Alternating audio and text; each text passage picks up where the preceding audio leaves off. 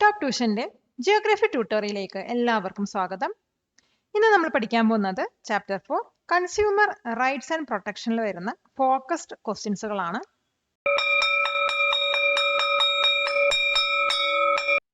Question: how did Alfred Marshall attempt to quantify consumer satisfaction? Alfred Marshall എങ്ങനെയാണ് consumer satisfaction quantify ചെയ്യാൻ try ചെയ്തത്? ആൽഫ്രഡ് മാർഷൽ പറയുന്നത് ഒരു എക്കണോമിസ്റ്റ് ആയിരുന്നു. അദ്ദേഹം കൺസ്യൂമറുടെ സാറ്റിസ്ഫാക്ഷൻ മെഷർ ചെയ്യാൻ ട്രൈ ചെയ്തത് കൺസെപ്റ്റ് ഓഫ് യൂട്ടിലിറ്റി യൂസ് ചെയ്തിട്ടായിരുന്നു. അദ്ദേഹം പറയുന്നത് എന്താ വെച്ചാൽ, നമ്മളൊരു ഗുഡ്സ് കൺസ്യൂം ചെയ്യുമ്പോൾ കിട്ടുന്ന സാറ്റിസ്ഫാക്ഷൻ യൂട്ടിൽസ് എന്ന യൂണിറ്റ് യൂസ് ചെയ്താണ് മെഷർ ചെയ്യുന്നതെന്നാണ്. ഈ അപ്രോച്ചിനെയാണ് കാർഡിനൽ യൂട്ടിലിറ്റി തിയറി എന്ന് വിളിക്കുന്നത്. ഇതിൽ പറയുന്നത് എന്താണെന്ന് വെച്ചാൽ, സാറ്റിസ്ഫാക്ഷൻ കാർഡിനൽ നമ്പേഴ്സ് പോലെ, നമ്പേഴ്സ് അതായത് 10 യൂട്ടിൽസ് 20 യൂട്ടിൽസ് പോലെ ക്വാണ്ടിഫൈ ചെയ്യാൻ കഴിയുമെന്നാണ്. അപ്പോൾ ഇതിന് ആൻസർ നമുക്ക് എങ്ങനെ എഴുതാൻ നോക്കാം. Alfred marshal was A pioneer economist who tried to measure consumer satisfaction. He proposed that the satisfaction gained from consumption could be considered as the utility of that good. He suggested that this utility could be measured and quantified using a unit called utils. This approach is known as the cardinal utility theory. It states that satisfaction can be measured using cardinal numbers like 10 utils or 20 utils. Question: explain the relationship between total utility and marginal utility. Total utility ന്റെയും marginal utility ന്റെയും relationship explain ചെയ്യുക. Total യൂട്ടിലിറ്റിയും marginal യൂട്ടിലിറ്റിയും രണ്ടും related ആണ്. ഒരു വ്യക്തി കൂടുതൽ units consume ചെയ്യുമ്പോൾ total utility കൂടുന്നു, പക്ഷെ അത് കുറച്ചാണ് കൂടുന്നത്. മാർജിനൽ യൂട്ടിലിറ്റി എന്ന് പറയുന്നത് ഒരു പുതിയ യൂണിറ്റ് കഴിഞ്ഞ് കിട്ടുന്ന സാറ്റിസ്ഫാക്ഷൻ ആണ്. അപ്പോൾ ഇത് ഗ്രാജുവലി കുറയാണ് ഓരോ കൺസംഷൻ കൂടുമ്പോഴും നടക്കുന്നത്. അപ്പോൾ മാർജിനൽ യൂണിറ്റി 0 ആകുമ്പോൾ ടോട്ടൽ യൂട്ടിലിറ്റി മാക്സിമം പോയിന്റിലാണ് റീച്ച് ചെയ്യുന്നത്. അപ്പോൾ അതിനുശേഷം കൺസ്യൂം ചെയ്യുമ്പോൾ മാർജിനൽ യൂണിറ്റി നെഗറ്റീവ് ആവുകയും അതുകൊണ്ട് തന്നെ total utility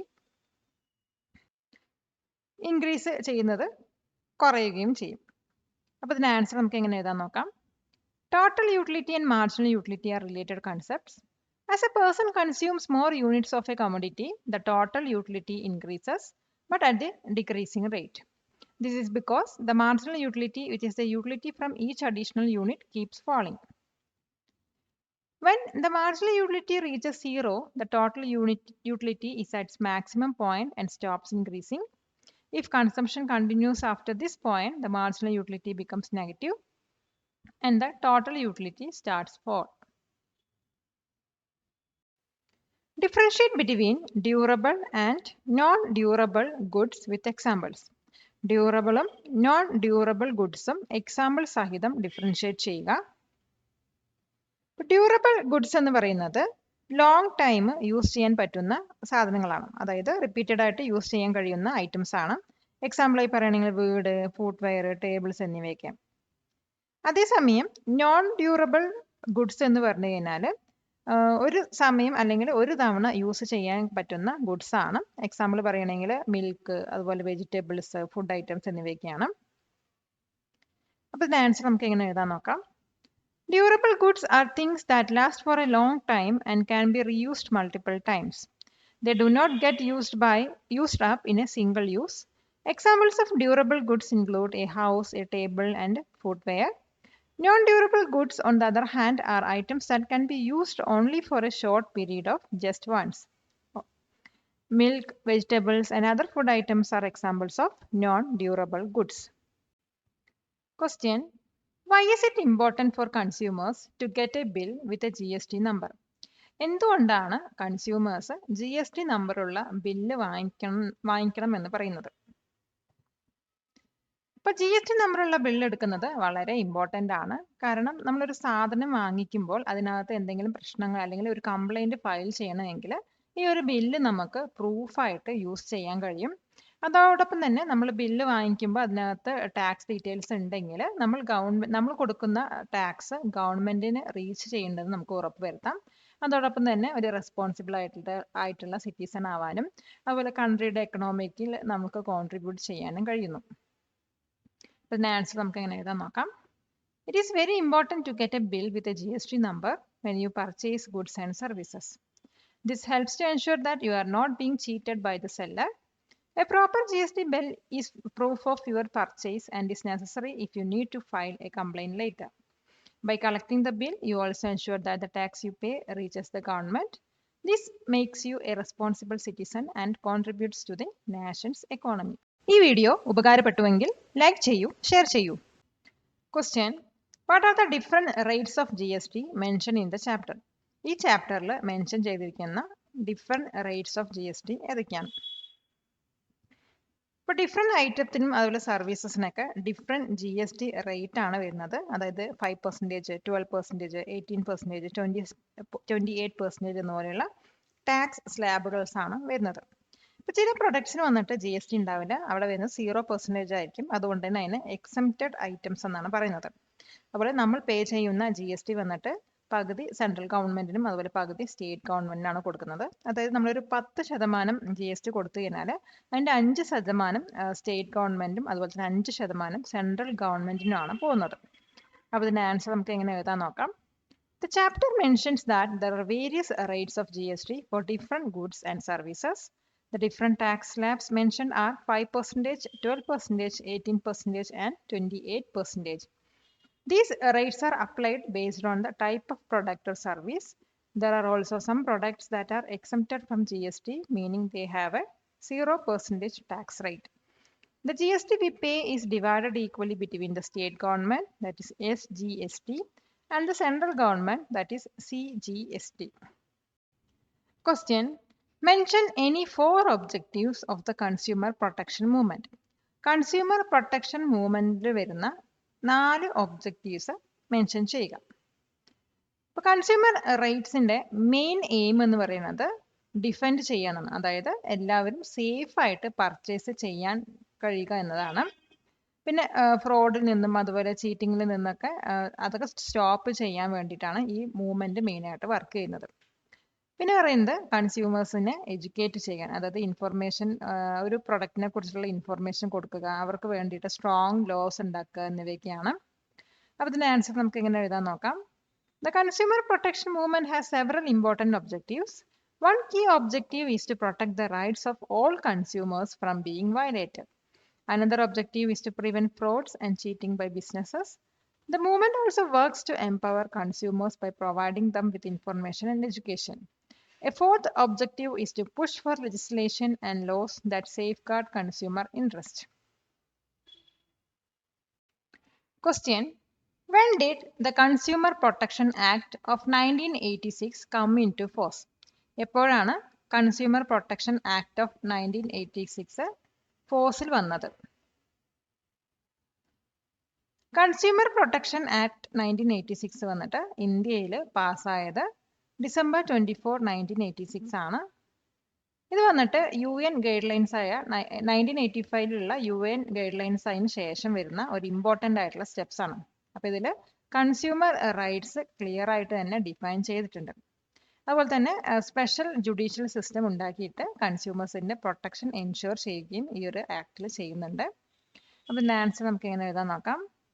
The Consumer Protection Act of 1986 was a very important law for consumers in India.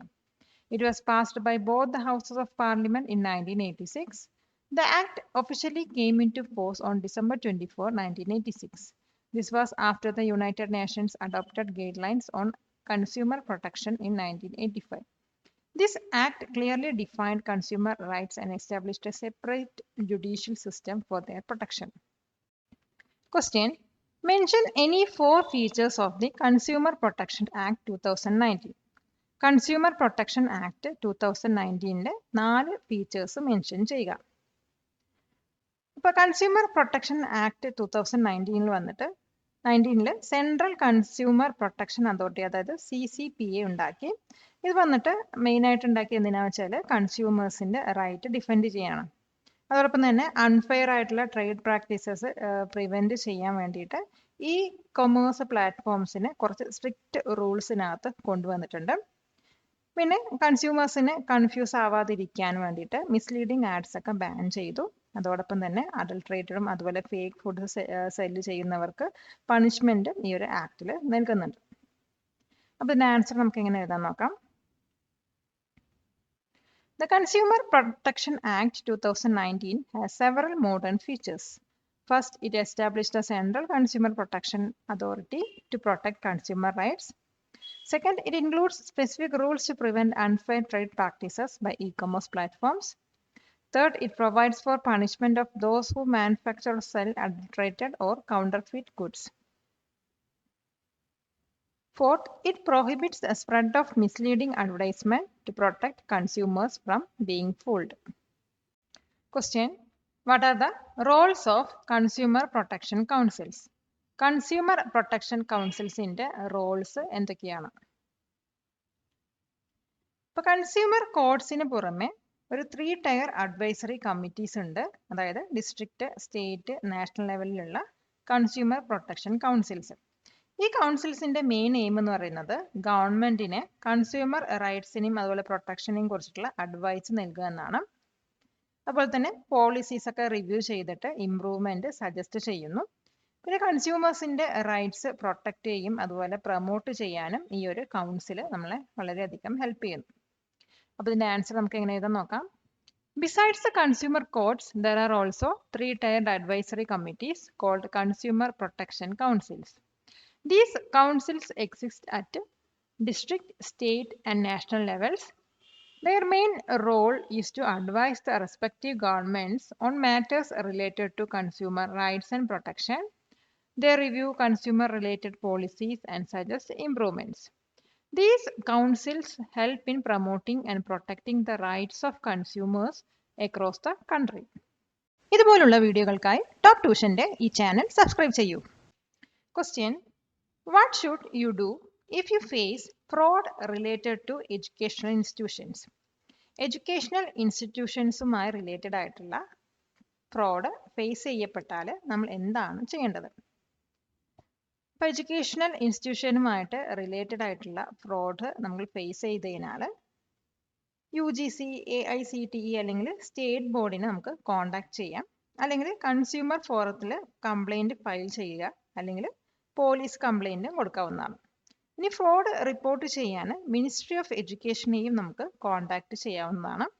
അപ്പോൾ ഇതിൻ്റെ ആൻസർ നമുക്ക് എങ്ങനെ എഴുതാൻ നോക്കാം.